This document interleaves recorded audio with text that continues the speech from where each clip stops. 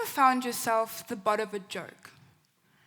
More specifically, a racial joke. Everyone around you is laughing, and everyone expects you to laugh too. But it's happened so many times that you genuinely can't think it's a joke anymore. In fact, let me ask you a better question. What comes to mind when you hear the word racism? Someone saying the N-word, someone calling a person of color a slave, or even making monkey gestures at them. Blatant, in-your-face racism. But racism isn't always so direct. It can be disguised as many things, such as hand gestures, seemingly offensive derogatory terms, and unfortunately, often even a joke that my peers have had a good laugh at. I feel like one of the major problems of my generation is that they're so uneducated about the history of racism that they think making these so-called jokes is funny and acceptable.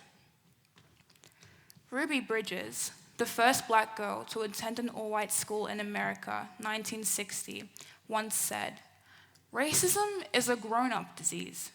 Stop using children to spread it." So while most call it the ignorance of youth, I believe it's due to the lack of education behind the history of racism being taught to young people, creating that environment used to insult people like me over and over again. Now, when I say lack of education, what I mean, and here's the important part, is that there's a lack of people who are willing and able to teach young people about the many layers behind racism.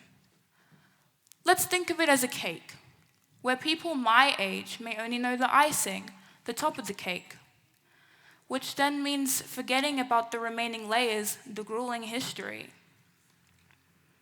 But racism isn't one set recipe. There's a shared cookbook that dates back over many cultures, countries, and thousands of years. Back on the topic of my peers, excuses I've heard people my age say to dismiss their racist behavior and comments include, "Oh, I wasn't being racist. I have a black friend." Or, "I was only kidding." But whether it's subconscious or conscious, this gaslighting says a lot about the character of that person. Now I'm going to take you back to a time in year 3 when I was in the UK. I was the only black girl in my class, so I quite often felt like an outcast. But I'd managed to make one solid friend who I thought would never make any racist remarks towards me. Our whole class had gone out for break, and we decided to play a fun game of hide and seek. Now I did the usual and went to hide behind this massive power box at the back of my school field. I was squatting down, trying my best to stay quiet, when my so-called friend came to hide behind me. Now you can imagine my confusion. I mean, after all, I'm not an item to hide behind. So I turned to her and I asked her, "Why are you hiding behind me?" She then responded with, "Oh, I'm hiding behind your hair. It looks like a bush." A bush. My only friend told me that my hair looked like a bush. I asked her what she meant, and she started laughing, so I laughed too. But as funny as it sounds, it really wasn't all that funny to me.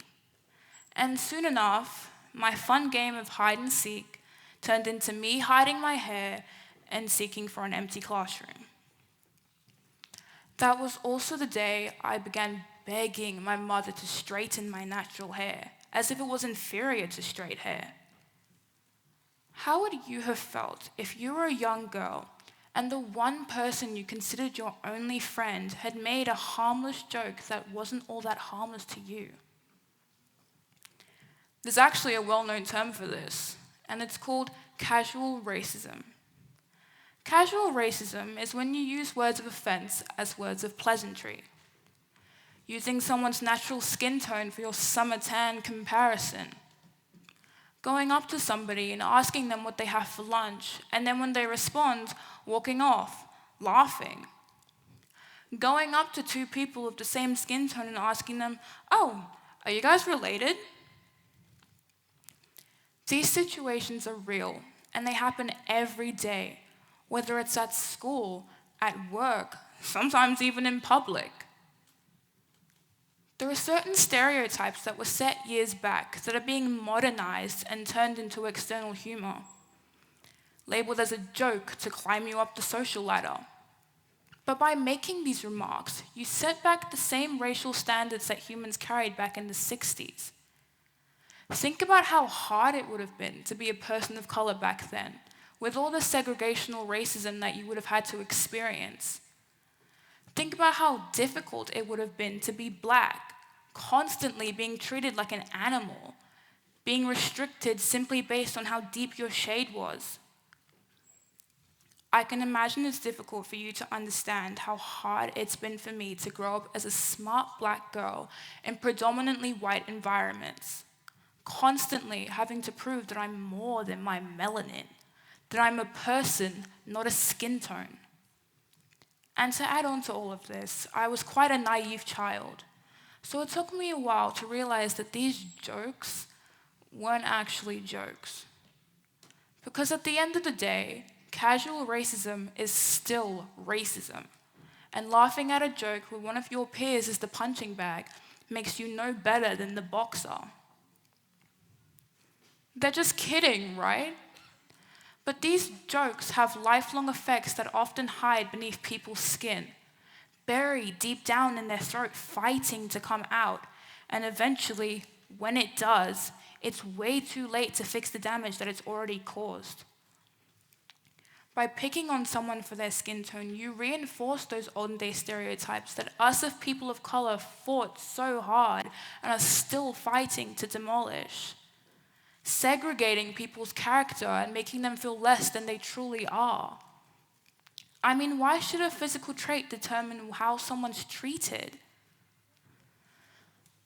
Now, I would love for us to be able to fix racism in a year, a month, maybe even a day. But how do we do that? How do we ensure that my generation and youth of the future will truly understand the depth of racism? It's all quite simple, actually, and can be summed up with one word: education. From my research, I've learned that the best ages to learn new information are 4 to 14 years old. Which means if we can teach our youth about the depth of racism from a young age, they can truly understand the history behind it, keeping this ancestral knowledge for years to come. This could begin by first educating people my age about how recent these racial horrific events actually occurred. I mean, heck, Ruby Bridges still posts on Instagram. Second, making drastic changes, whatever they may be. But we can't just reuse the same anti-racism procedures that we've been using for decades. We've seen how it changes basically little to nothing. This means actually showing them what truly happened, rather than sugarcoating the truth.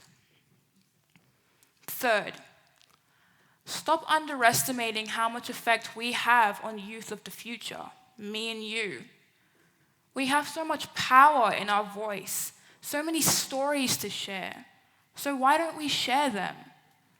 Why are we so ashamed to tell the public about the true racial abuse that people of color went through for so many years? Why don't we push for this information to be passed down onto generations of the future? I'm hoping that this will make it less likely for people my age to have the urge to make racist jokes. Because if nobody around them is making them, why would they? So eventually, it would finally be deemed socially unacceptable. And for those my age who have already been corrupted by the virus of being racist, with this newfound knowledge, you'll finally be able to notice the shift in your emotion when someone's being racially insensitive. We can create safe classroom spaces in order to teach this topic, making a serious change for the better. All we need is to get this education into schools, communities, making it a learning opportunity rather than a lecture. So the next time you find yourself in a situation where it feels like 5 people against 1, think about this talk, this conversation. Create that safe space and stick up for that individual. Make them feel included. Do it for change. If anything, do it for me in year 3. Who knows? You could potentially be saving them from the grasp of racial insecurity. Thank you.